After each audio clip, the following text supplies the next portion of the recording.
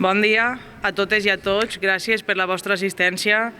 Hem convocat aquesta concentració sumant-nos a la convocatòria feta per la Federació Espanyola de Municipis i Províncies i la Federació Valenciana de Municipis i Províncies amb motiu de la mort en acte de servici de dos guàrdies civils el passat 9 de febrer a la localitat gaditana de Barbate, en tasques de lluita contra el narcotràfic.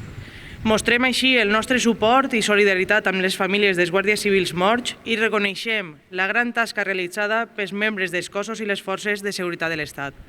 Anem a guardar un minut de silenci.